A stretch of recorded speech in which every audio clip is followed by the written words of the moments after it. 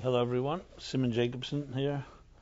Welcome to another episode of Wednesday Night Live with yours truly. This is the first of two pre-Passover workshops, being that Pesach will be a week from, 2 weeks from Monday. So what I'll do here is, being Passover such a fundamental Jewish holiday, considered maybe the first and the greatest of all Jewish holidays, and yet, like it is with many Jewish customs, traditions, and prayers and so on, that the great challenge today is to find personal relevance in all these experiences. I often mention the statistic that is very prevalent lately, where studies show that in America, at least in the Western world, that 90% of Americans will say that they have some relationship with spirituality and even believe in God, and only 40% will say they have any affiliation with religion, which is a pretty serious discrepancy, 90% to 40%, essentially telling us that most people do not see religion as spiritual or spirituality as religious. Basically, ritual and spiritual are two separate worlds. Religion is associated with rituals, traditions, maybe beautiful traditions, and spirituality is related with an open, free-spirited experience. So that's why you also find when you ask people a reaction to anything that is the word religion in it or God, the knee-jerk reaction most people have to these ideas is associated usually with words like God, religion, fear, anger, wrath, punishment, and so on. When you talk about spirituality, people's association is with, as I said, openness, music, soaring, transcendence. Now, it wasn't always the case, because if you go back in Jewish history, you go back all the way to Abraham, and you go back to the original pioneers of Jewish Judaism, you'll find that they were all very spiritual people who were anything but conformist and ritualistic, robotic, mechanical. But somewhere along the line, and now is not the place or the time to discuss it, but I've discussed it in previous other classes, somewhere along the line, religion became a very rigid and static, as I said, robotic experience for many, even though there can be justification because people need some guidelines to keep them in disciplined and keeping them in line, and for coexistence we need to have some type of authority.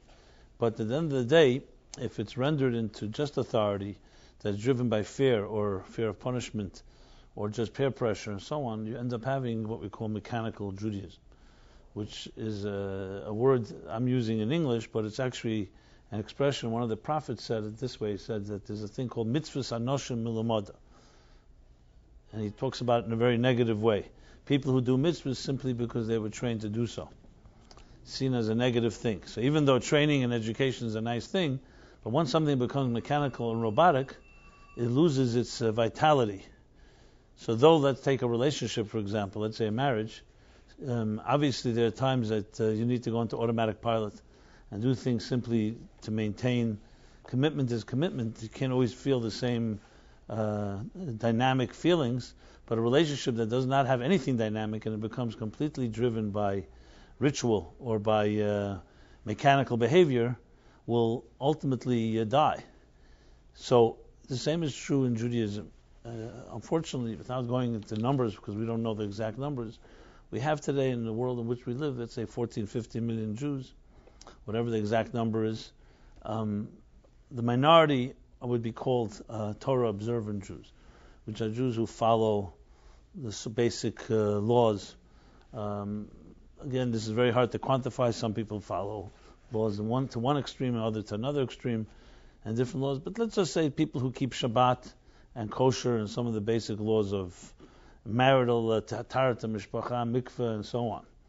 So it's a minority of the Jewish people today, in contrast to the Jews as they were, let's say, 500 years ago, where there, 99.9%, even higher, were observant. So number one is the minority. And then the question is, how many of these people who grew up in a traditional environment, and I include myself as them, are mechanical Jews, and just follow like anyone does, like any tradition has its customs.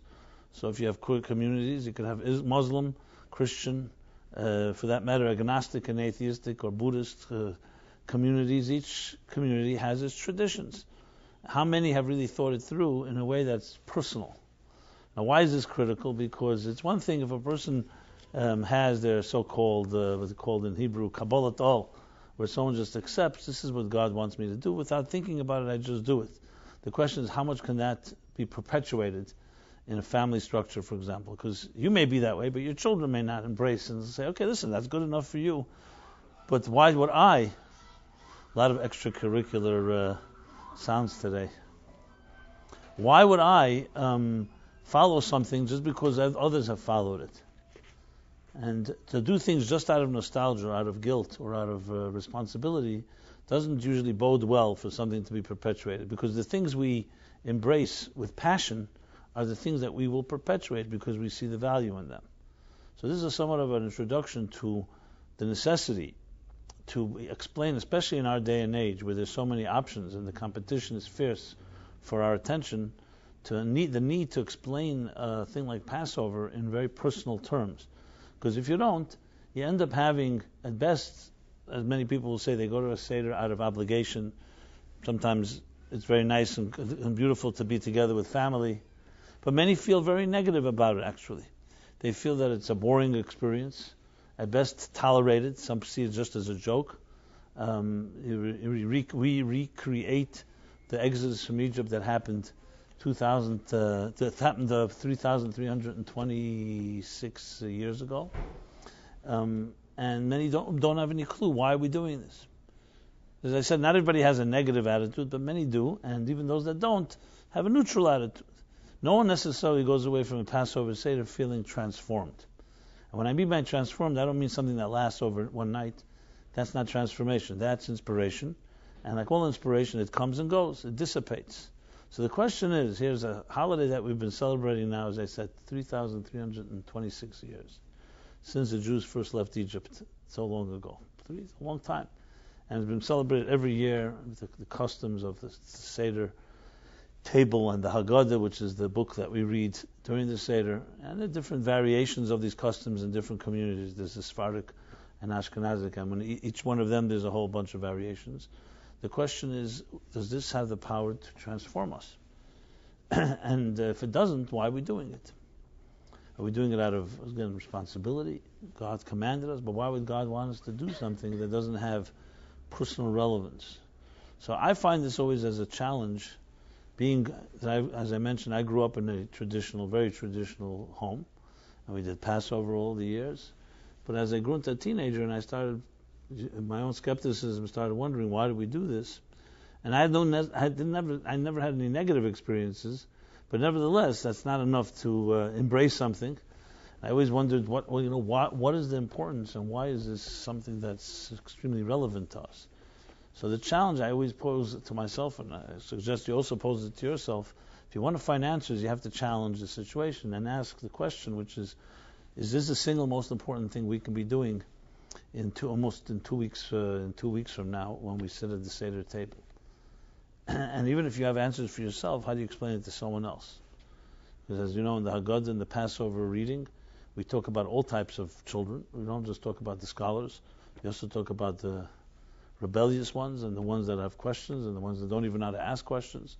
So with that context, I'd like to address the Passover Seder in that way, which is, however you're going to be celebrating it, how to turn it into something that is, or actually not turn it into something, how to discover how the Passover Seder is truly a mosaic and a guide to help us grow in a personal way. That's what I would like to do. That's why we're calling this the class, a type of pre-Passover workshop, which is essentially focusing on the Passover Seder as the first therapeutic model. Now, why do I call it the first therapeutic model? Let's define it. I mean, therapy, I know most people who are familiar with psychology will say therapy is something like 100 years old. Sigmund Freud, one that the godfather or the father of modern psychology. But the fact of the matter is, remember, first of all, Sigmund Freud had Jewish genes and a Jewish mother, which clearly shaped his way of thinking. And as they say, that his wife actually was someone who lit Shabbos candles every Friday night.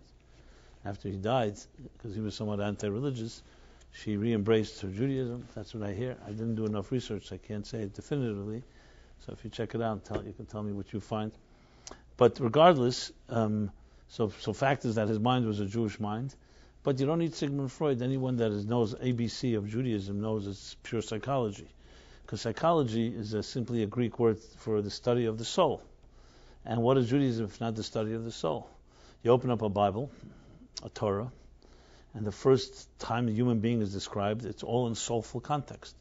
The human being is not described in a biological or chemical or any other scientific description. The human being is described as God creating an entity in God's divine image. Tselem Elokim. And describes it in specific detail. That God took a clump of clay, a clump of earth from the ground, Ofer min Adama, took dust from the earth, and Vayipach ba'apav nishmas chaim, imbued it with a breath of life. and that was the first human being, male and female. That's how the Torah describes the human being. So this is the literal biblical verse I just paraphrased. However, it's clear that we're dealing here with a spiritual entity. We're dealing with a material body that has some type of soul within it.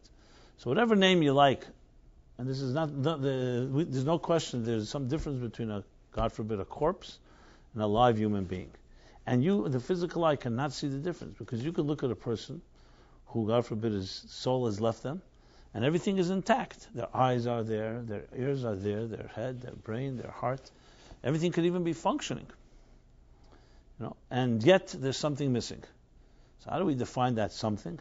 So everyone has their own way of defining it. People who don't want to use the word God and don't like religious souls will use the word energy, a form of electricity. These are all semantics. At the end of the day, there's something that distinguishes. So you have the same body with a soul or without a soul. So I use the word soul because the word soul doesn't disturb me. I think it's a good word to use. Obviously, you always have to define what that means. So let me define what I mean by the word soul. So the word soul, for most people, soul today, soul is associated with music. There's soul music, right? Music touches the soul. So soul is associated with something that's ethereal. But in essence, you can say everything in existence has a soul and a body. A body would be its container, and the soul would be the energy within the container. And these, again, are not my own words. In Kabbalistic literature, there's the concept of Ur and Keli, energy and container. They're simply put, you look at a book. A book has letters on the page. Those are the containers. And then there's the ideas that those letters, those words, those phrases convey. Everything is this way. You hear song. The song has particular sounds. But we all know that a song is more than the sum of the parts of its sounds. It touches us because it has some type of soulful energy within it. Everything we do has a soul and a body in the very broad sense of it. In Jewish thought, in Jewish mysticism, it would be called divine energy and the container in which it manifests. And there's long discussions on the question, isn't the container itself also divine? Yes, it is. But one is a energy of vitality. As I said, a corpse is also, a body is also created by God. However, it could be a body that's inanimate, or it could have an animated soul that gives it life and vitality and gives it all the personality that we, when we love each other as human beings, we don't just love our bodies, we love each other's personality. That's what you really miss, God forbid, when someone passes away. It's more than just their physical presence, which is vital, but it's not just it's the personality that's within that physical presence. So when we say that human being is fundamentally a soul within a body, that's the way Judaism describes the human being. The truth is, as some say, we're not physical human beings on a spiritual journey, we're actually spiritual beings on a physical journey. Would be far more accurate. The reason we don't usually think of those terms is because we are limited by myopic vision, so we experience the material first, and we need to search for the spiritual. It's harder to access. It's easy to use your eyes. You see you use your eyes. You see what the sensory tools of our beings make things very real, but they're only on a sensory level. But at the same time, we understand, and this requires some effort, to realize that there are a whole series of forces at work that are not sensory. You would never want to be judged by your senses. Someone says, okay, this is what you look like, this is what you sound like, this is what you touch like, what you feel like, this is what you smell like, this is what you, what's the fifth one? You sound like, right? I said taste, touch, sound, and smell. Right? Sight, sound, taste, touch, and smell. Okay, there we go. Those are the five. So, if someone says to you, as that defines who you are, how you are expressed in a sensory dimension, the answer is absolutely not. It would be considered an insult if someone defined you as such. It's part of who you are, part of how you express yourself. You are defined by things that are actually not experienced by the senses. Your personality, for example, most of it is not sensed at all. I mean, you can sense the vibes, but there's a whole dimension of it that you cannot experience with sight, sound, taste, touch, and smell. When you meet someone you really care about, you really know well, you may not even have to see them and you know what kind of mood they're in. The senses are more like channels that connect separate entities. They definitely don't connect you with yourself, because nobody needs to see themselves or hear themselves or taste or touch or smell themselves to know they exist. I know some people check in the mirror every morning to make sure they exist. They say, okay, check, yeah, here I am. But we may obviously worship and be distracted and seduced by the outer appearances of things. But I think it doesn't take a lot to understand that that's not who who defines you.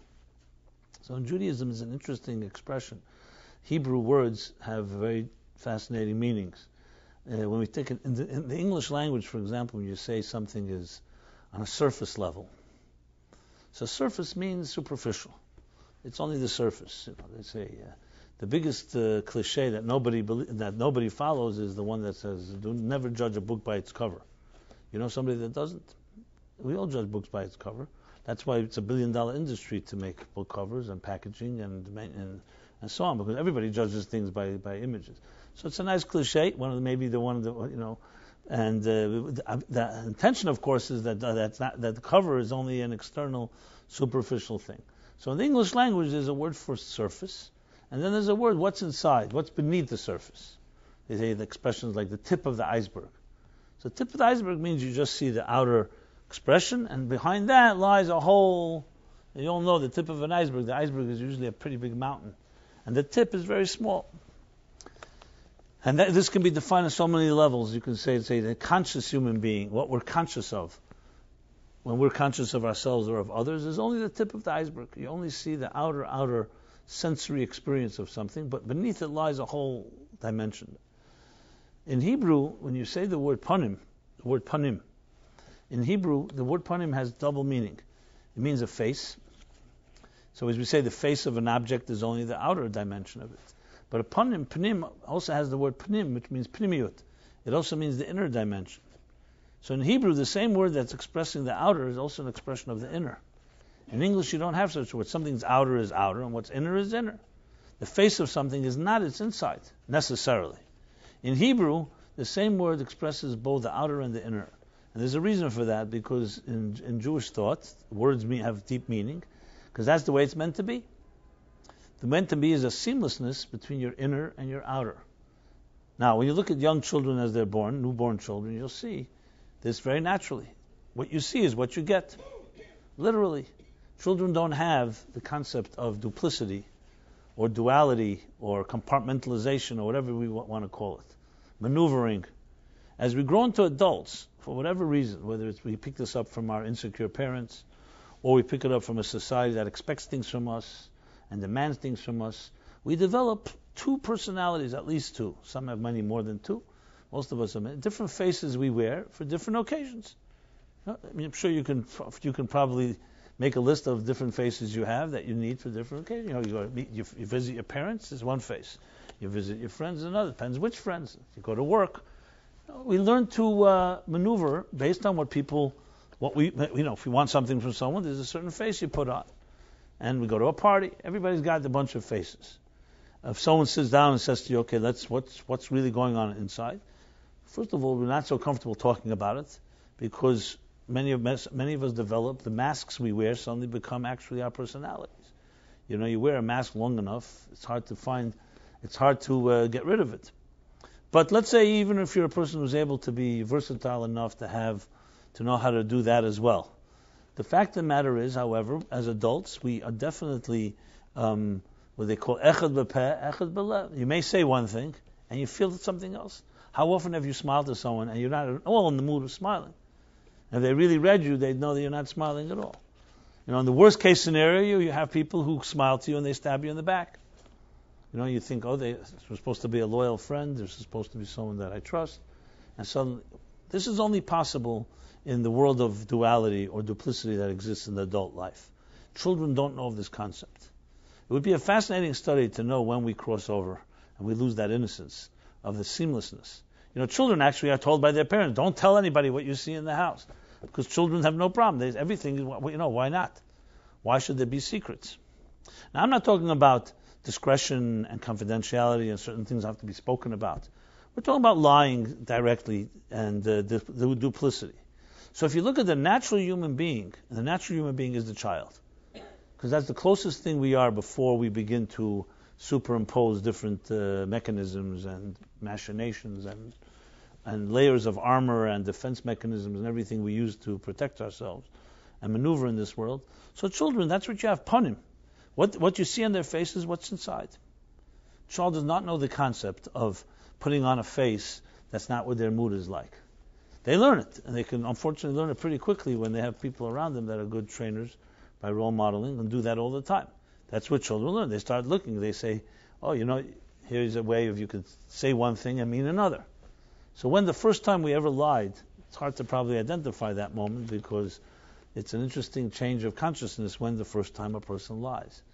And as I said, it has to happen sometime in childhood, and it's usually probably a result of us seeing someone else lie. So we see it's acceptable. It's a way. That's a whole other discussion, the sadness of man's and women's downfall as we grow from childhood to adulthood. But the point of the matter is that I'm leading to is that there is an element of inner and outer that we can aspire to. Everyone would say, I'd love to have somebody in my life where I can just be myself. I don't have to put a mask on or a face or maneuver. I could just be natural. Just be myself. Kick off your shoes and just be. Just be is the word. But we live in a world that we know people are exploitive and abusive. And even if it's not in an overt form, in subtle forms, everyone wants something. Some people want something from you. You have to put your guard up. And especially if you've been hurt more than once, you're going to put up a lot of guards and a lot of layers of armor because you need to protect yourself. And some of us spend a lot of time, both quantitatively and definitely qualitatively, a lot of time having to constantly protect ourselves. Now, that's not something that we like to talk about because who wants to say I'm spending 80% of my day just in some way or other just to protect myself? But the fact is, and I speak from my own experience and what I've seen and witnessed, spend a lot of time, much more than we like to believe, on maneuvering because we feel we live in an unsafe world. It's a hostile world. As you grow older, you start realizing that people are not just going to be there for you. Everyone wants something. They give you something, they want something in return. Even on the most basic, that's even considered ethical. And I'm not suggesting it's not. It's ethical based on what standards? The standards of a society where there's a give and take, fine. But the Torah teaches us there are higher standards. There is a thing called unconditional love, and there are things that are higher than personal gain, and there are people who live by that. Would I say that it's the majority of people? Absolutely not, that we would have a messianic world if it were. But they're definitely individuals. If you've been blessed in your life to have met such a person, you know the gift of meeting a person who is truly selfless, is truly secure enough to as I said, to not be duplicitous. And there are those people. But when going back to the discussion why am I discussing all of this? Going back to the discussion of the Passover Seder, I was talking about what the soul means, and to look for the soul in something requires looking to the inner dimension of anything that we experience. So there's also a soul of the Seder, as opposed to the body of it. I mentioned before mechanical Judaism. So just like we human beings, there's a soul and body and everything in our lives, the same is true with Judaism. To cite the words of the Zohar says that there's a body of Judaism, there's the soul of Judaism, or the body of Torah and the soul of Torah. Which means that when you look at the body of Torah, you'll find a whole series of laws and commandments and rituals and traditions. And Passover is probably more than any other holiday filled with them.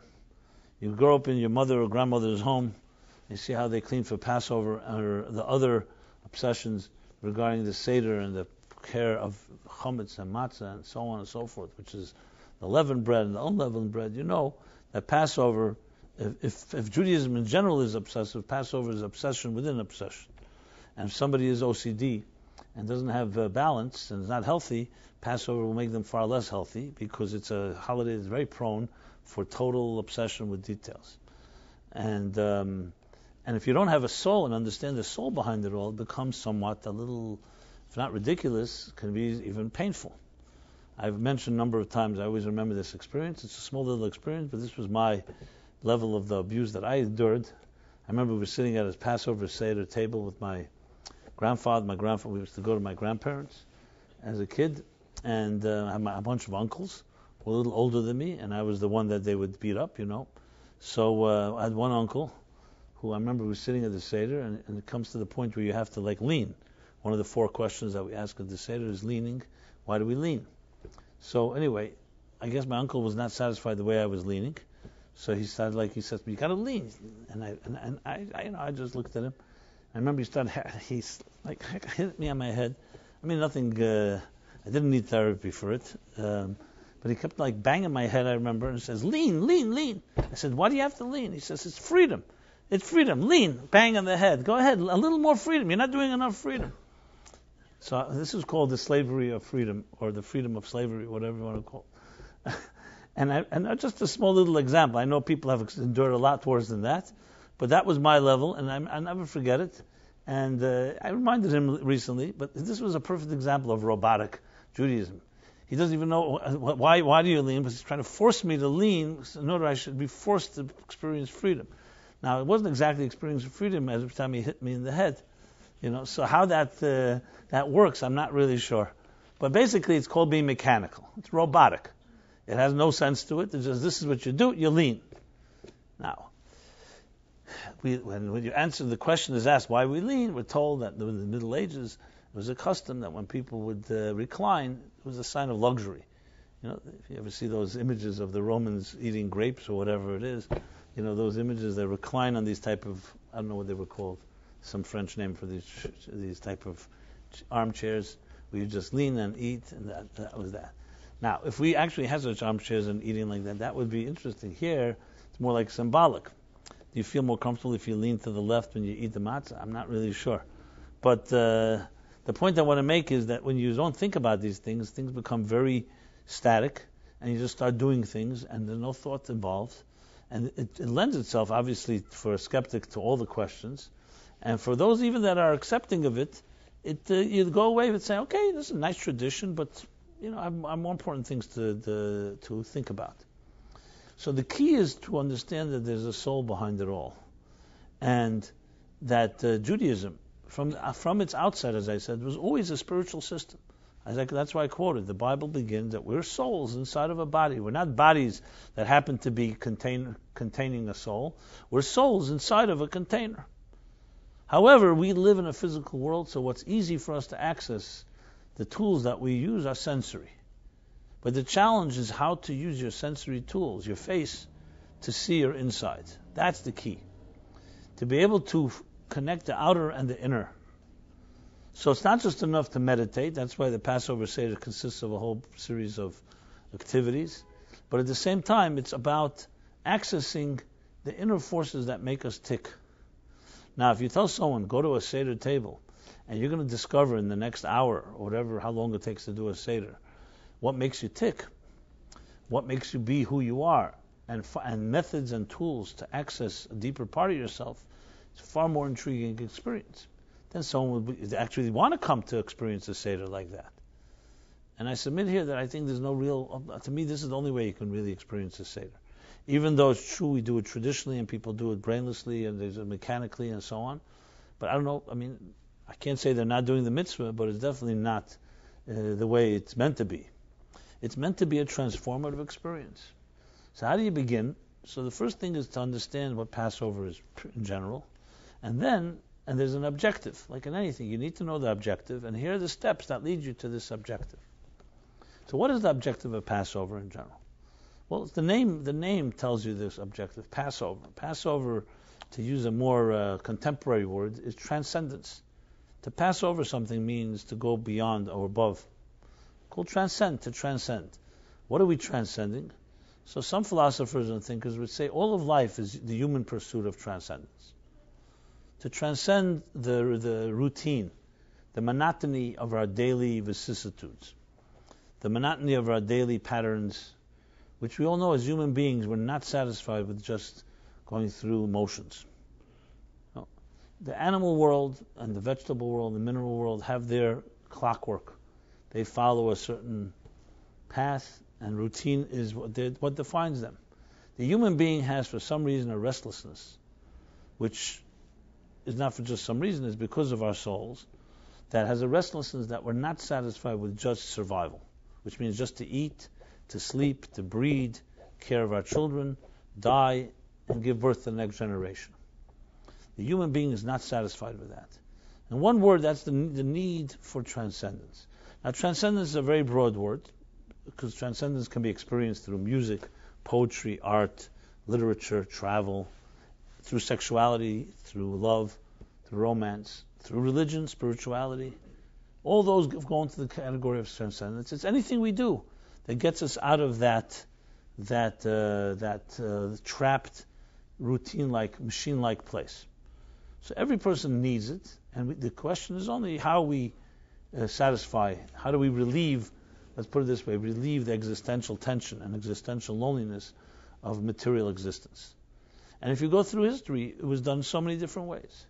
Every form of art, every activity that you do, whether it's healthy or unhealthy for that matter, is searching for that transcendence. So Judaism actually begins, the first and most important, you could say the first of all holidays, is the holiday of transcendence. That's Passover. A little more specifically, what happened on that day, on the 15th of Nisan, as I said, 3,326 years ago. That day, which we will be commemorating close to 2 weeks, the Jews left Egypt. So what's the connection between that and transcendence? So the Hebrew word, again, for the Hebrew words teach you the meaning of the experience. The Hebrew word for Egypt is Mitzrayim. I don't know if you know what that word means, but Mitzrayim means literally boundaries. In Hebrew, Meitzar is a boundary. It's a parameter. Meitzar v'gvul is the expression. A Meitzar means, sometimes Meitzar actually means something oppressive. I mean, a Meitzar could be someone who feels constricted. But it's the same idea. It's a boundary. It's something that locks you, that traps you, that encloses. It's an enclosure. So we say Yitzias Mitzrayim, which is the name of the event that happened when the Jews left Egypt. Yitzias Mitzrayim is the transcendence outside of our Meitzarim. Each of us have our parameters, our defined structures, and the holiday of Passover is about freeing yourself from those structures. Now, not all structures are bad. Obviously, a structure is necessary, a structure in life, certain disciplines. But structures that are only structures, meaning if you're only stuck in structure, it can never bode well for the spirit of a human being. Because as I said earlier, every one of us needs, at times, I would say at all times, to find ways to get beyond the structure.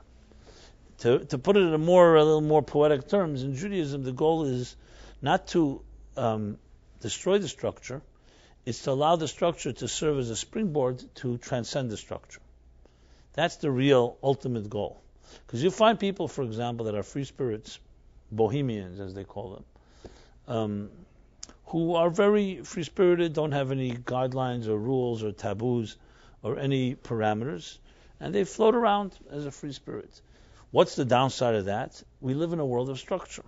You can't just be a floating soul and really make it, because there are things that we do live, we need to have some type of grounding.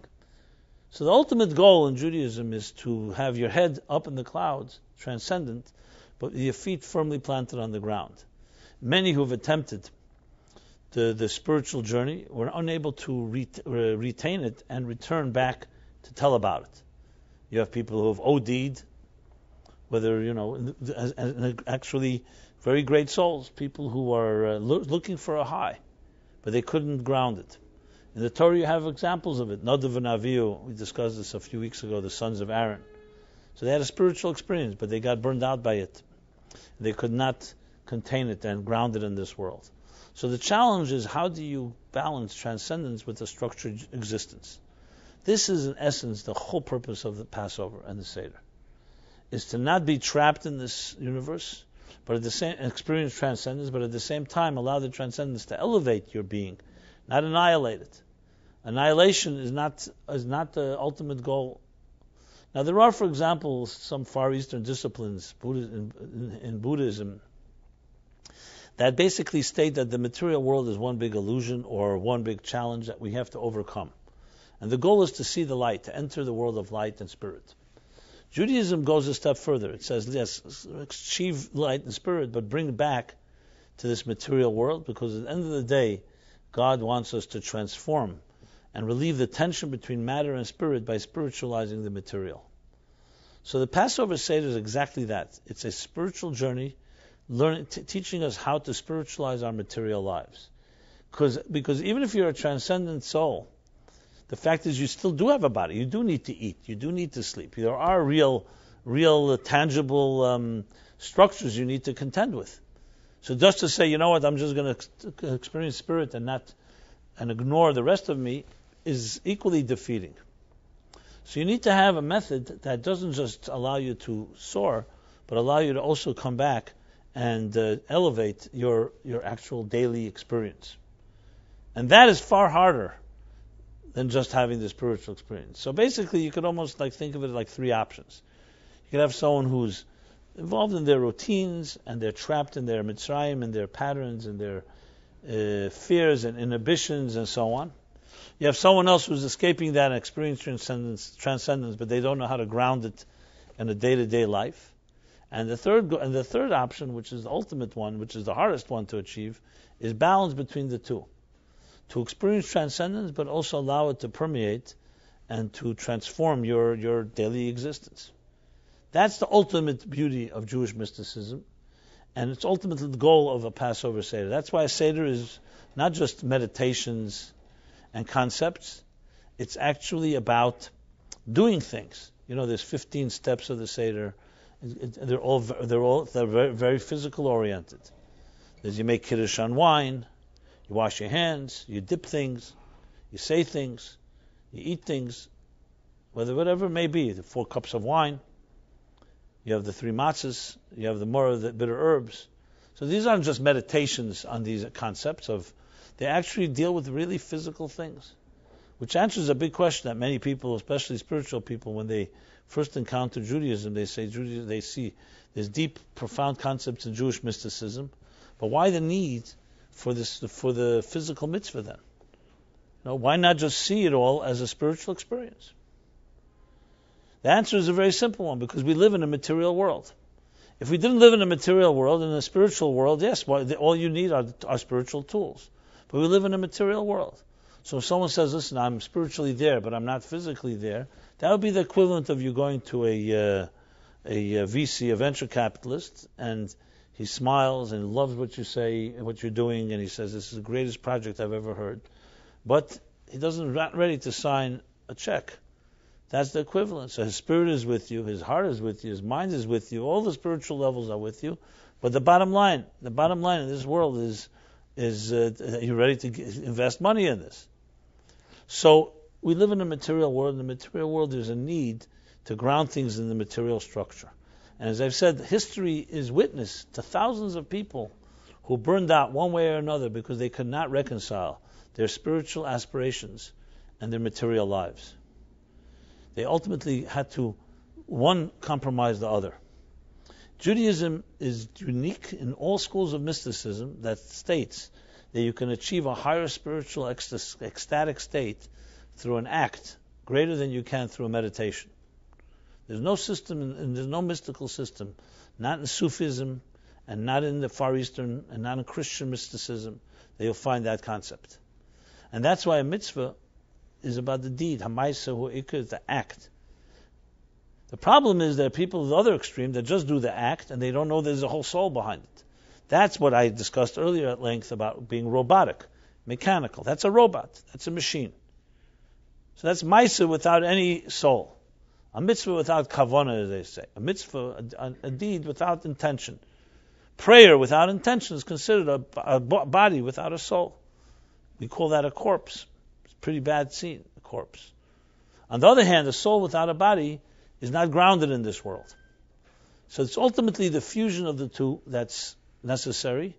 But as you can imagine, as soon as you have to fuse two such dichotomous worlds, that's where it gets far more complicated. Because how do you bring them together? They seem to contradict. They battle with each other. Transcendence battles survival. You can't do the two the same. For example, very simple example.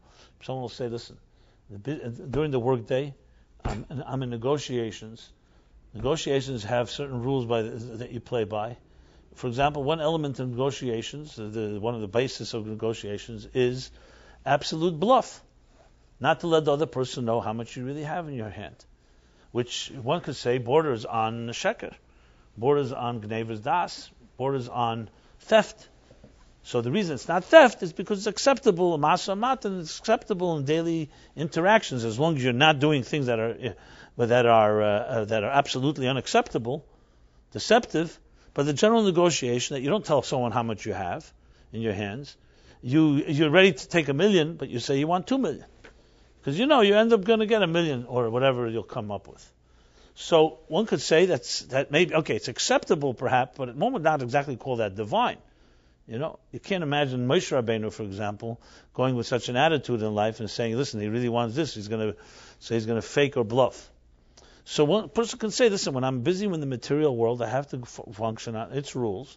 Those rules are not exactly transcendent. They're about survival. They're about dog eats dog. Yes, I'll be ethical and I will not break the laws of the land. We're not even getting into someone who does, but let's say a person is ethical that way. But nevertheless, this is not. You want my transcendent spiritual side? Come see me davening Yom Kippur or sitting at a Seder table or Shabbos. That's where you'll see me in my divine state. So many people have that type of compartmentalization. Jewish mysticism, especially Jewish mysticism, in general Jewish thought, especially the Jewish mystical dimension side of it, finds that absolutely unacceptable because there's only one God, Hashem Echad. There's no one God on Yom Kippur, and another one on Passover, another one at your work day when you're busy negotiating. It's one God.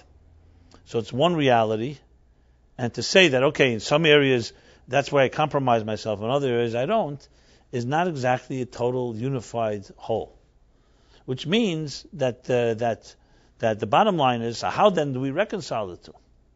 This has been a big dilemma. Philosophers, theologians, thinkers, free spirits have always wondered how you do these, how you join the two.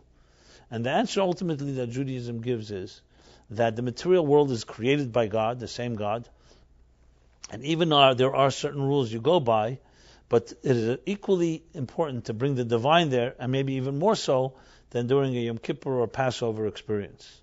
But here's where the actual steps of the Seder come into play. Because these steps are actually methods of how we integrate these two.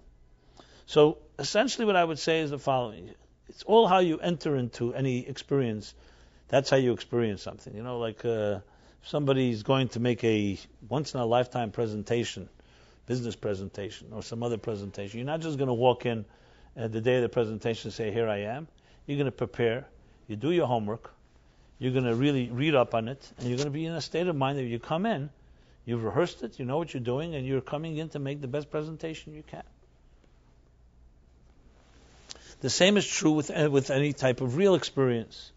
That's why you have that Moshe Rabbeinu, Moses was Mesakin, he decreed that Shleishim Yom Kedem Achag, 30 days before a holiday, you're supposed to study the laws of the holiday. Because it's not just you enter in unprepared, you prepare yourself. Now, this is true about the technical laws, which means in case of Passover, the laws of matzah and chametz and all that, all the intricate details. How much more so the spiritual state of Passover? you expect to go into a Seder unprepared, you're going to get results that are results of unprepared state. Where if you go in with an attitude and saying, I'm going to use this coming Passover Seder as a tool for find my own transcendence, to find answers or ways, methods, to get out of my own traps, inhibitions, and so on, you'll experience the whole Seder completely differently. So that's the mindset we have to have when we enter Passover Seder, which means identify now. Now you have a few weeks. Now it's already 2 weeks before Passover. Some opinions hold 30 days before Passover you prepare. Some say at least from Rosh Chodesh, which was yesterday. 2 weeks before. So here's the question. What is the Mitzrayim of your life? If you had to write down on a piece of paper, and maybe that would be a good exercise to write it down. You have a few weeks to prepare. 2 weeks, almost 2 weeks. What would be the Mitzrayims of your life? Like, let's spell it out. What are your inhibitions, your fears, insecurities, your boundaries? What are the things you want to free yourself of? You go in with that question, I guarantee you that the Seder will provide an answer.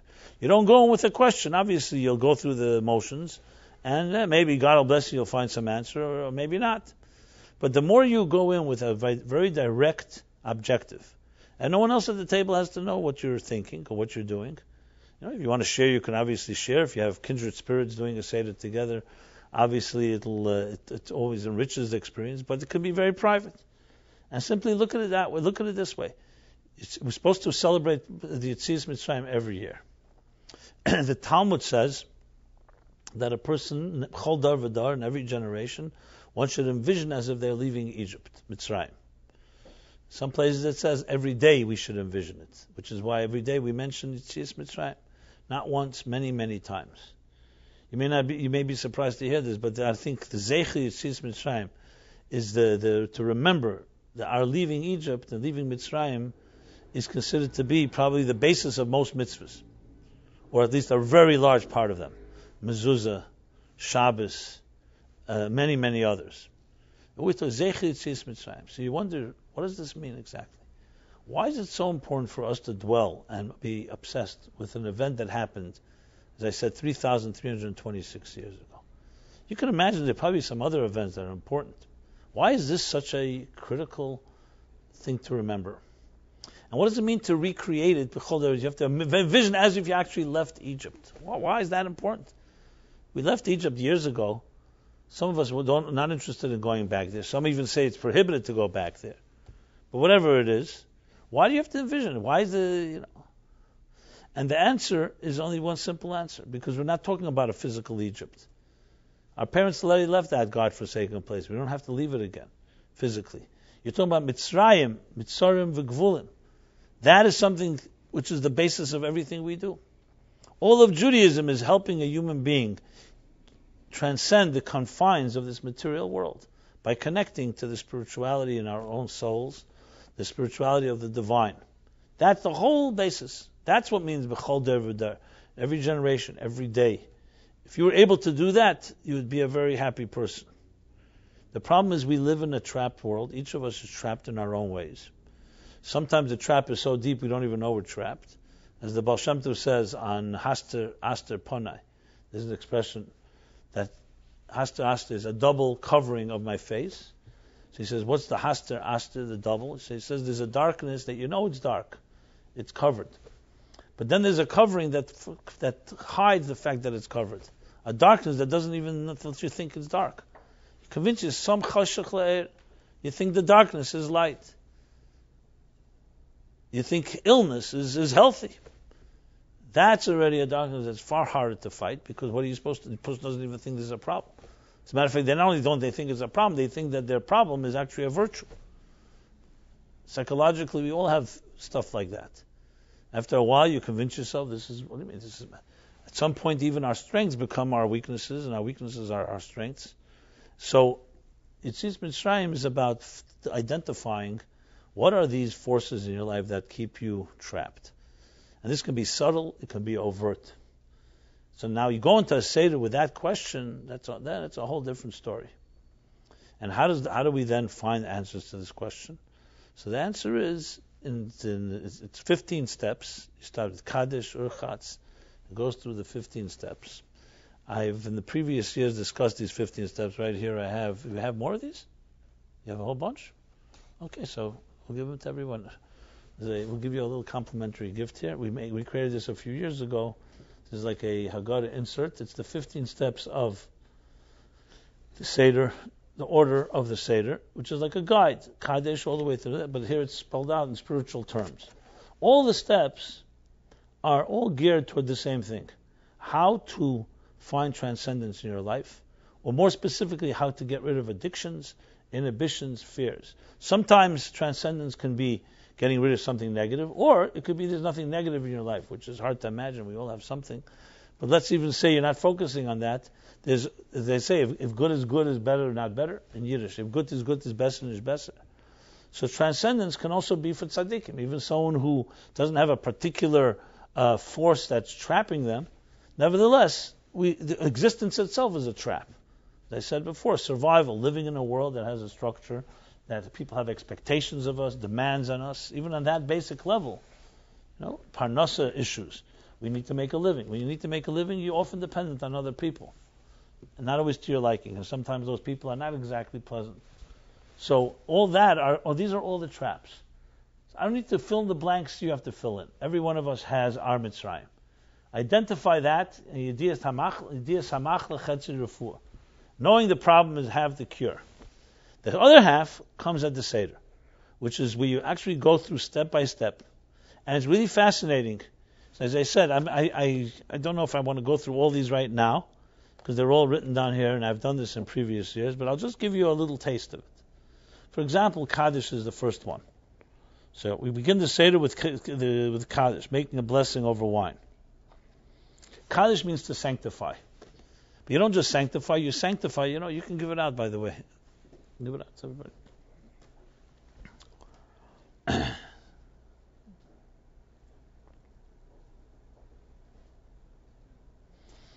So you'll find in any system, the word Kaddish doesn't just mean to sanctify, it also means to separate. Like Rashi writes, Kedusha, Lashon Havdalah, to separate. The first step in any system, even secular meditation, is you got to create space. If you don't create space, nothing happens. Because if you bring in all your concerns of your previous moment into the present moment, you will not be able to make any move.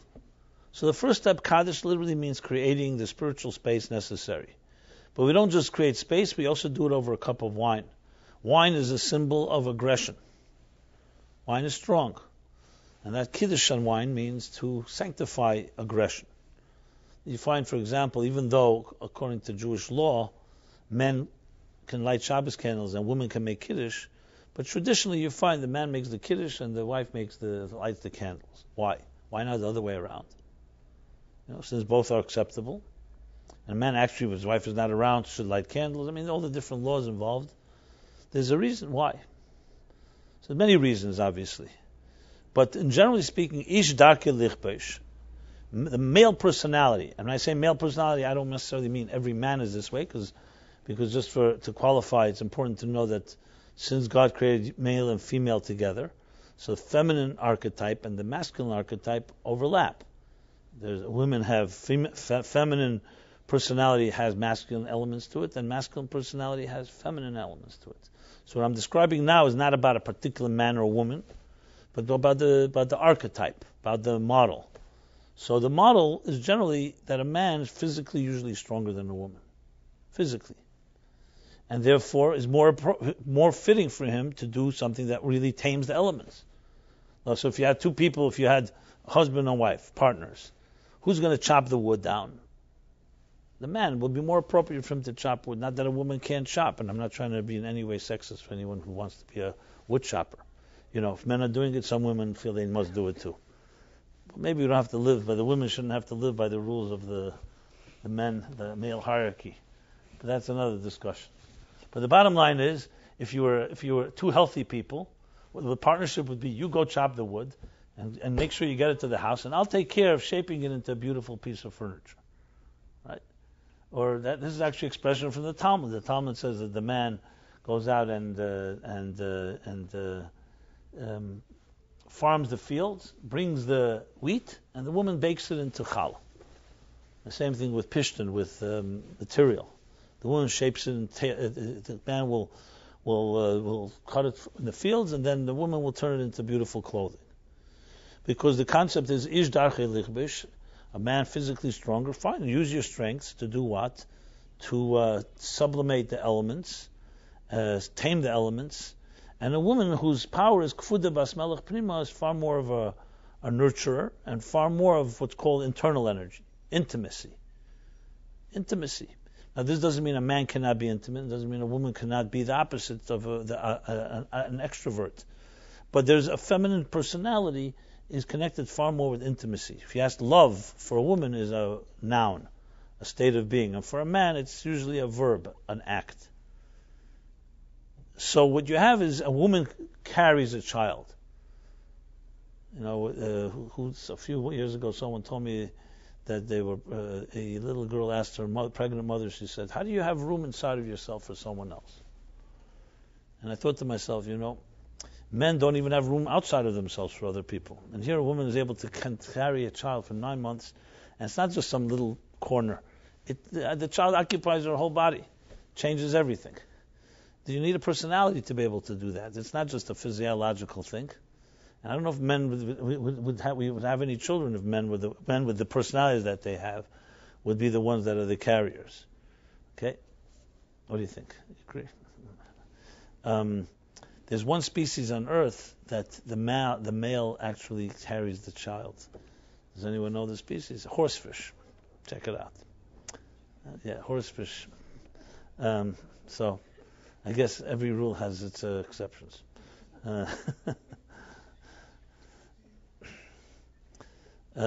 So how I know that piece of trivia, you may wonder. I don't know. I picked it up somewhere. I remember seeing it somewhere. But to go back to the topic here, so generally speaking, wine is a symbol of aggression, and aggression it could be its positive side as a go-getter, but aggression also has its negative side. So who has to sublimate aggression? It's the man. What is the symbol of light? Light is the opposite of aggression. Light is about a little light dispels darkness. Light is not powerful. It's not made out of firepower. It's not made out of physical power. It's subtle. To fight darkness, all you need is light. No weapon in the world can work. So who's the one that brings light into the world? It's the feminine energy that brings light into the world. Obviously, as I said, there's a two halves of one whole, so each has to do its part, and there's plenty of overlap. So I want to qualify again, this is not the delineating and saying that the male is completely, man is completely in this regard, that woman is in that regard. I'm only mentioning it here in the context, it's somewhat tangential, but back to the Seder, that the beginning of the Seder is the first step is taking one's aggression and sanctifying it. Creating the space, as I said, and the second point is sanctifying it. And as you go along each step of the way, the next step, as you'll see, urchatz, is washing your hands. Washing hands is a very clear symbolism of the hands you've used during your regular mundane day for whatever it is you use it. Washing it is symbolic of like going into a mikveh, purifying it. As you'll see, each of the steps of Passover, there's one common denominator in all of them. And that's captured in the matzah. Matzah versus the chametz. So you may know the word chametz is only used 8 days of Passover. Even though we eat it every day of the year, we don't call it chametz. It's called bread. On Passover, we call it chametz, considered to be what they call leavened bread, which is in contrast to matzah. Matzah is also flour and water. What's the difference between chametz and matzah? It's the same ingredients, flour and water, except one was left and allowed to rise, even without yeast, and the other 18 minutes or the shortest period of time, so you have basically like a cracker. So it doesn't have any extra air in it, so to speak. Now, if you know the Hebrew words of chametz and matzah, it's made of the same 3 letters. Ches, mem, tzadik, and mem, tzadik, hey. Except with one distinction. The ches and the hey is the only thing that define. The mem, tzadik of both chametz and matzah are the same. The difference between a ches and a hey. Everybody's here familiar with the difference what a ches and a hey look like in the Hebrew alphabet? Are you? You're not. Okay. Well, a ches and a hey look like this. They look like, if I had a pen, I would draw it. I'll have a pen. I don't have paper. But let me show it to you. Here's how it works. Give me a piece of paper, please. So, Mem and Tzadik, as I said, are the same. And then a Ches and a Hey, they both look like a house, 3 lines. There we go.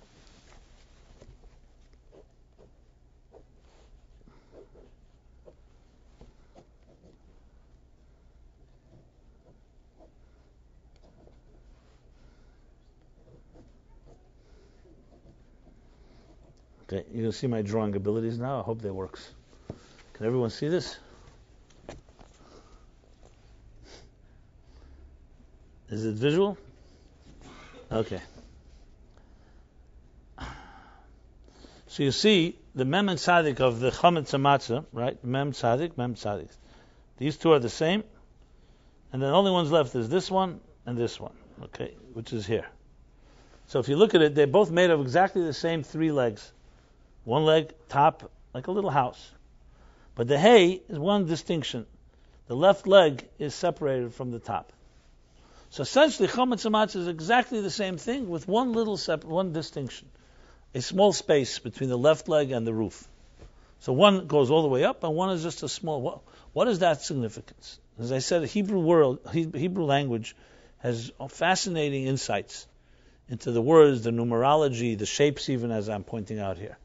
The whole thing to Chametz and Matzah. Now, if you know the Torah law, this is a difference in insecurities. This is a serious difference. Eating matzah and chametz is it's not like we're told don't eat flour and water. It's just how it's done. So what's the difference between the ches and the hey? In psychological terms, the difference between ego, selfishness, and selflessness. What happens when bread rises? There's a lot of air. It's compared to the inflated ego. The matzah does not have that. That's why lechem eini, it's called the food of the impoverished. Or in Hasidic terminology, it's bittul. It's a state of minimal, the minimal. There's nothing inflated about it. The ches and the hey, there's a few ways it's explained. I'll give you 1 or 2 ways that it's explained. The ches, if you look at the ches, it's like locked. There's no spout. So what happens when, let's say, a kettle is boiling with water and there's no spout? What will happen? It'll either implode or it'll explode. The hay has a release point. That's the difference between the ches and the hay. The ches is like a self-contained, inflated state of being. What does ego do to people? So we all need to have a healthy measure of self. So I'm not talking about self-esteem now. We're talking about ego that gets beyond the bare minimum that you need for your own self-esteem. If you become inflated, you become self-contained, and it's all about you. You'll know the story. They say it's about the Maral. I'm not sure, but they say about one of the great sages in the Middle Ages. So the past few centuries. So he had a student who became very wealthy. As he became wealthy, he became more and more selfish and more miserly. So when he had no money, he was very charitable. When he suddenly became very wealthy, he stopped giving. So one day, his teacher comes to see him. He would not accept guests, but his teacher he allowed in, obviously. And his teacher sees his student of once upon a time ago. His student says he has a collection of mirrors. The guy liked mirrors, so he would buy and purchase mirrors of all shapes and forms. So the teacher saw an opportunity here. He said to his former student, "So tell me, what's the difference between a mirror and a pane of glass?" So it's a mirror, a pane of glass. Everyone knows the difference. It's the same, made of exactly the same substance, a glass. The difference is when you smear silver on the back of a glass, it becomes a mirror. And what practical implication of that is that when you look through a glass and there's no silver in the back, you see others. When you look into a mirror, which is glass smeared with silver in the back, you see whom? Yourself. That's what he told him. Now, I don't know the end of the story, whether it had impact in him or not. It would have been probably a good, happy ending would be that it had an impact. But we hope that's what happened. The point is, it's a very simple lesson. What does ego do? Ultimately, the destructive elements of ego is it makes you only see yourself. And you see everybody in context of yourself. The classic word for it today is called narcissism. For some, narcissism is actually a condition for some. A narcissist. Narcissism is one of the most notoriously difficult conditions to deal with. You can understand why. Because no narcissist knows he's a narcissist, or she. They won't never admit it. And they probably usually don't know it. Why? Because they don't see anything except themselves, so they can't even see their narcissism. That's why it's very difficult to deal with. Now, the word narcissism comes from Narcissus. It was one of the Greek myths of a guy who was searching his whole life for love, like many of us do. His whole life for love. And finally, everyone he met, did not live up to his standards, until he finally found someone that lived up to his standards. Who was it? He came to a pool of water and fell in love with his own image, with a mirror. He looked at this is the Greek myth. He looked into the mirror, and he would always go back to this pool of water whenever he wanted to communicate with the one he loves, which is himself. So from there is the root of the word narcissism. A narcissist sees everything through their own eyes, which means everything that goes on is always what is it about? How am I a factor? A person who's able to talk to you and has nothing to do with them, they can talk to you about your issues and your life, not about them, is not a narcissist. So this is maybe the extreme of chametz and matzah. So ches is a self-contained box that has no spout. So it becomes all completely self-contained. That's chametz. And matzah has the hay that makes it into matzah, which has the bittul, has the release point. It's not all about you. There's always an opening. Someone tells you their opinion. You have a strong opinion. Someone tells you another opinion. You're able to listen. You're able to question yourself. You're able to challenge yourself, etc. Another explanation for the hay and the ches difference is that says the three legs are thought, speech, and action. It's a tremendous lesson. So, in thought, speech, and action, a healthy person first thinks about something, then they say it, and then they act on it. But before they act, you always take a pause, another extra pause, to make sure you think it through again. By ches, there's no separation between thought, speech, and action. You think, speak, and act.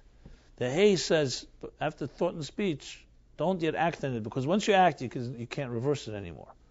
So that space is like the pause, always necessary before you act. Now imagine how many mistakes would we have avoided in our lives if you did not act if you reflected a little more time over something.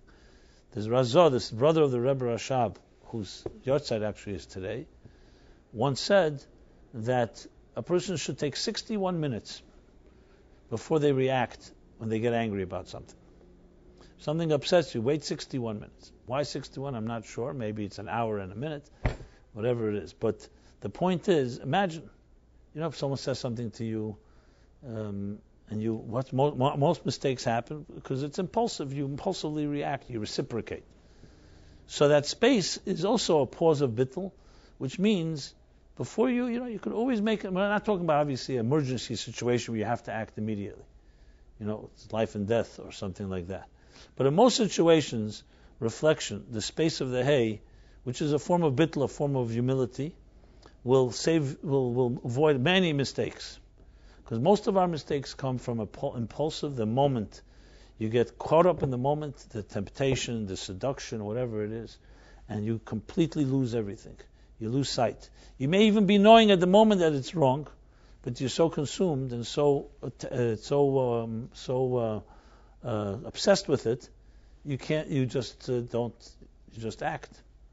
So that's the second meaning in the hay and the ches. As I said, you go through the Seder step by step by step, and you'll find unbelievable lessons that, no question in my mind, even two Seders, what we do, the first night, the second night of Passover, outside of Israel, And every year Seder could be a completely different experience, even though you're doing exactly the same things. It's the same matzah, same, well, hopefully not the same matzah literally, but I mean to say the same idea. You're eating matzah and the 2 cups of wine. But if you personalize it, every year or every night, we're in a different situation. And the beautiful thing is, as I said earlier, it's not about forbidding us to have ego. If that was the case, we wouldn't allowed to eat bread all year round. It's 8 days, 7-8 days. It's not about not having chametz. It's knowing that 8 days you're going to dedicate to harnessing it properly and recognizing that there's a time where you need to have the bare minimum of self and focus on something that's greater than the self. At the end of the day, it's pretty, even though it sounds simplistic, it's far harder to implement. But at the end of the day, the self is the problem, let's be honest. It's self-consciousness, it's self-preservation, it's self-survival, it's self-interest. All these selves are the things that ultimately don't allow us to experience true transcendence and freedom. So, whatever step you take in the Seder, and I'm not suggesting any one of us can just do all 15 steps to the fullest, I would recommend focusing on what your Mitzrayim is, what exactly this year do you want to free yourself of. And it could be anything. It can be a block in the area of commitment, finding someone you care about, love, marriage. It could be something in the area of your own psychological blocks and inhibitions and fears. It could be job related, it can be work related, it can be location related, where you live. I mean, there's hundreds of things. It could be a grudge or a grievance you have with a parent or with a sibling or with a friend. There are many, many things. There are many forces, unfortunately, many more than desirable, that occupy the valuable real estate of our minds and our hearts, that are some form of Mitzrayim. You need to identify what that is in your life. Everyone here is different, so there's no rule. It's really case by case. Identify it, something you really want to free yourself of, and that's what Passover was given for. It's a gift to free yourself. That's exactly what it means, to freedom. Zman Cheresenu. So it's not just about freedom of commemorating freedom that happened thousands of years ago. It's about right now freeing yourself to be able to embrace a part of yourself. The other day, last week actually, someone came to see me, and after talking a little about this topic, it became very clear. As a person who feels they're very went to have their lives, 50, 60 years old, and feels unaccomplished, feels that his potential has never been actualized. Here and there he did something. At some point in your life it can catch up with you, and it can be extremely, very, very debilitating experience. It's worse than illness even, because every day you start saying, what did I do with my life? What have I accomplished? So I suggested to him, I said to him, Passover is coming. This is your Mitzrayim. Here's your potential. Here's your actual. And there's a major block that's not letting you free yourself. The question is why? Why? Are you afraid of failure? Are you afraid of other things? Now, we didn't come to an answer. I think the most important thing to do is guide people to find the question. If you find the right question and you have the courage to state it and the courage to confront it, you're very well ahead of the game of being able to resolve it. We live in a fast food age where everybody wants to press a button, do this, and my problems are solved.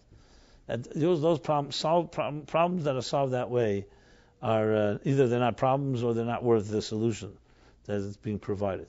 Things take time, and we have to have patience, but you have to apply yourself to it. Every situation can be dealt with. I'm not saying it can always be resolved the way you want it to be resolved, but there's no such thing as a situation that can be dealt with. This is fundamental ABC of Judaism. God does not give anyone a challenge that they cannot overcome. Even things that not that God did to us, but that we did to ourselves. So you could say, okay, that's fine. God doesn't challenge you with something He does to you. But what about self-inflicted wounds? Even that. A human being has a soul, a spirit. The spirit is divine. And just as the divine has all kinds of new resources, we have much more resources than we can ever imagine. What is blocking us is our own our own commitment to ourselves. Blocking us is our own conviction, confidence that you really can deal with the situation. That even though you may think you got into a rut and you've been doing the same thing so many times over again, how could I ever get out of the situation? That is the trap. That's convincing yourself. That's the trap. Remember, in psychological warfare, the greatest tool is to convince your enemy that they cannot free themselves. Once someone's convinced of that, you got them. Even if you don't win the battle or the war, but once you convince them that they cannot win, they don't have to do anything anymore, because they'll never have the courage to get out of their situation. So think of it that way. It's like psychological warfare, where a voice in you has convinced you that this is, and people have told this to me this many times, and I'm sure I've said it to myself as well. Oh, I'm different. It's true, other people can get out of it, but you don't know me. If you really knew who I was, I can't get out of this situation. Well, that's like an inverted form of arrogance. Sometimes arrogance takes on the shape, I can do anything. And sometimes arrogance takes on the shape, I can't do anything. Like they say, who are you to say you can't do anything? Who said that you know how much you're capable of?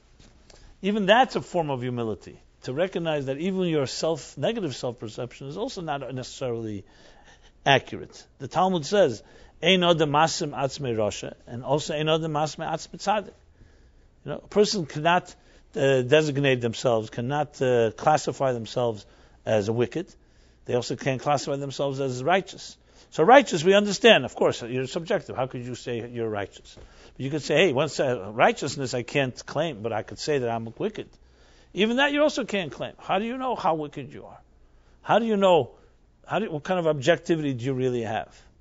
All these are just examples of entering into a space on Passover where you allow yourself to the possibility of, I like the word rebirth. Why not? Rebirth. Because that's what it comes down to. If you don't believe that's possible for something to change in your life, then guaranteed nothing will change. Because then what you're dealing is who's going to change? God's going to come and fight with you. So that happens very rarely. It could happen, but I would not depend on that. So we have to have an attitude of the hay, of the matzah, an attitude of openness, an attitude of possibilities. And if you go in to the Seder with that type of approach, guaranteed you'll have a changed life. Absolutely. So you have to to sum up, you have to identify some real issues. It could be 1, 2, 3, it doesn't really matter. You could, there's 2 Seders, you could choose the therapy for each one differently, I'm going to deal with this. Or you could do the same thing. And then look at the Seder steps and find the ones, especially the ones that really speak to that. They all speak to every person. But tafasta merubah tafasta is an expression. To grab it all, we call it cold turkey, usually doesn't work. It's far easier to divide and conquer, focus on one specific thing, and then take that and apply this concept of bittul, which is general openness. Now, if you can lead a Seder table, or you'll be at a table where there are other people who speak the same language like this, it'll be tremendous. I've led such Seders. But sometimes that's not the circumstance. You may be with family or with friends that are not interested in anything introspective. They just want to get it over with or get to the Shulchan Aruch part, which is, by the way, also a step 11, to get to the meal. But regardless, as I said, even if you're with people that are not necessarily prone, you probably can throw in a word, something provocative to get people thinking. But at least experience it yourself. And you tell me after Passover, if you don't mind, we'll compare notes, if it has not had that impact. Now, just a matter of license. I wish someone would have told me years ago how to approach a Seder and personalize it that way. But no one told us, so we just did the same old mechanical thing, with my uncle hitting me on the head, telling me to lean and be free, which, by the way, did not cause me to be free. But so it's a matter of just really applying ourselves to this question and letting the Seder do the rest. So being that we'll have one more class before Passover, I'm sure I'm going to go into more detail of this. I spoke more in general terms. I gave a few examples, but I want to go into more specifics, which I definitely will do. But remember, the Jewish people are here not by accident. We knew how to what's the word for it? To apply self-therapy. And Passover was definitely a therapeutic experience, because besides the basic level that we were able to say, our grandparents were enslaved in the harshest of places and they were able to come out, so it gives us hope in any circumstance. But the details as well. And we'll talk more about it. You'll see the detail, like moror, the eating of the bitter herbs connected to empathy. It's literally accessing the resources within ourselves, deeper resources, to allow us to transcend whatever condition, whatever circumstance, whatever trap we're in. And there's no person on earth that is not able to get beyond whatever it is that's blocking us. That's the essence of Yetzias Mitzrayim. So may we not have to wait till Passover. May we already have this transcendence now. At the end of the day, even if you, like the egg, just like the egg tastes different on Passover night, even though we eat them all year round, something happens on that night that is obviously different than any other night of the year, Manushtana, as we say. But I will go into more detail hopefully next Wednesday. Till then, everyone should have, since we just started Rosh Chodesh Nisan, the new year, the new month of months. It's as it says, Akedes Yitzchak, written by a great middle-aged scholar, Rabbi Yitzchak Aroma. He writes that there are two Rosh Hashanahs in the year, Rosh Hashanah and Tishrei, which we celebrate when we blow shofar, that leads to Yom Kippur, and there's Rosh Hashanah now. The Rosh Chodesh Nisan is when we say Hachedesh Lachem, Rishon Lahu Lachem, Hachedesh Chodshei Hashanah. This is the beginning of the lunar year. So he explains that there's two orders in existence. One is the natural order, which associates with the sun, and that's Rosh Hashanah that begins in Tishrei. And the other is the supernatural, called the supranatural order, which is this Derech Nisim. Nisim comes from the word Nes, miracles. This does not necessarily mean miracles that are like crazy miracles. Miracle means getting beyond, transcending your own natural abilities, which we all have the capacity to do. We see often crisis brings the best out of us in that way, but we don't need to wait for crisis. So the order of miraculous order begins now, yesterday. So may everyone be blessed to be able to go b'chol moedcha, more than just what you're capable of, but even more than you think you're capable of. When you open up that channel, then suddenly new channels of energy and strength come into a person. And you see this time and again, people who may get stuck in a rut, and then some new project or some new surge of energy, and suddenly that same person who a day yesterday was felt hopeless, suddenly has this new surge and achieves great things. It happens again and again. Because most cases of success, we hear the story after the success. Look how many bankruptcies or how many failures preceded that success. And you'll be surprised. So it's about a certain resilience and power that comes when a person goes into another order. So we have our natural skills and then we have our supernatural ones. May we all be blessed to be able to access those, and often having friends that love you and care about you and themselves go beyond their own capacity, help us also go beyond our own. So may we all be blessed to have the courage, the strength to do that. As I said, till next Wednesday, we will we'll take a little break, 6-day break till next Wednesday, right? Philip is giving his class, I'm assuming, tomorrow. And please stay in touch if anybody needs any assistance or help in any way, especially in the spiritual journey. Please let me know. I also bring you all warm regards from Jerusalem, where I was this morning. I don't just mean spiritual Jerusalem, a physical. It's hard to believe, when you fly all day.